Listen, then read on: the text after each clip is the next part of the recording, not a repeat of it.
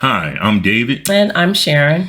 We are your trusted real estate advisors here today to talk to you about lease purchase contracts. We're here today to discuss pros and cons. I also want to stipulate from the beginning that I'm speaking today to those who have entered or considering entering into a lease purchase agreement because of credit issues that would not allow them to currently enter into a mortgage agreement, and only them. In my professional opinion, I think that it would be better for you to continue to rent until you could actually qualify for a mortgage.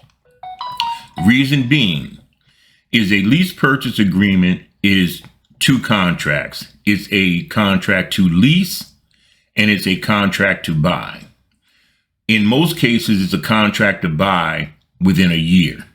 It can be for 2 years.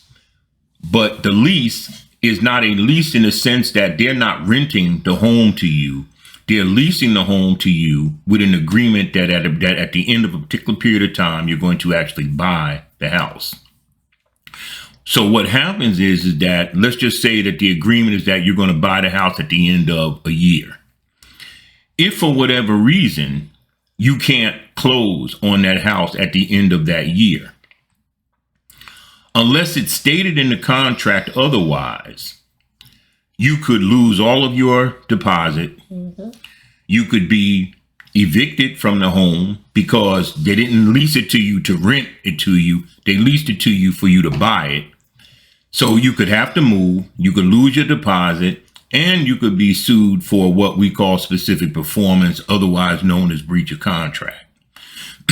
Now, the reason why I think it's a bad idea to enter into a lease purchase contract if you have credit challenges, current credit challenges, is, for one thing, no one can really tell you what credit requirements are going to be a whole year from now.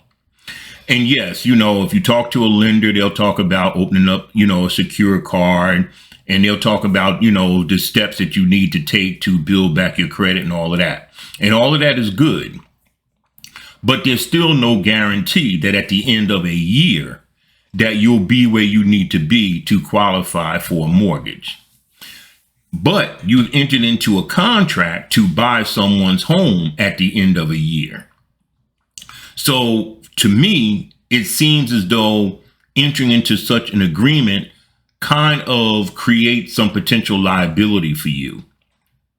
So my suggestion would be to continue to rent, continue to pay your rent, continue to build back your credit, the secure cards, store cards, all of those things the lender told you to do to build back your credit are all good things. Do all of that, stay in touch with the lender. Periodically, they'll pull your credit report, see where you're at in terms of your credit scores and all of that. And at the point that you can actually qualify for a mortgage, that's the time to go ahead and get a mortgage. Once you get a mortgage, you get approved for a loan, you can just go out there and just buy a house. You don't have to enter into something that could potentially put you in some type of jeopardy. The other thing is most of the time, people who enter into lease purchase agreements are usually people who have credit challenges. And their idea is that at least I can get into the house and then I could potentially buy the house at the end of a year. But you don't want to enter into an agreement to buy someone's property with the wing and a prayer that possibly in a year I'll be able to. You want to know that you can do it. And if you can't do it today, there's no guarantee you can do it tomorrow. But you can continue to pay your rent. There's no liability with your rent. As long as you pay your rent from month to month where you are, then things just continue on. In some cases, you can go month to month. You can sign a 3-month lease. You can do different things like that to protect yourself legally while you're building back your credit. And then you find a house and then you move into your house and all of that. And so then you're okay. But the whole lease purchase thing just creates a lot of liability or potential liability issues. Now, the other side of it is this. when you do enter into a contract to buy, one of the things that you do not want to do is you do not want to go out and create a lot of additional debt. Because one of the things that mortgage companies look at is your debt to income ratio. If your debt to income ratio is high, even if your credit scores are good, they'll still deny your loan. Okay? Just because your debt to income is just too high. You can't afford to take on any additional debt. So one of the mistakes that people make sometimes when they're in the process of buying a house is they continue to go into debt, buy new cars or buy furniture or whatever. When you are trying to buy a house, you don't want to do anything else debt-wise. You don't want to add any more debt. You don't want to buy any cars, you don't buy any furniture, you don't want to buy anything because your focus at this point is on being able to buy this house. And even if you got actually approved for a loan, you still would not want to go out buying cars, buying stuff, because a lot of lenders will pull your credit right up to the day of closing.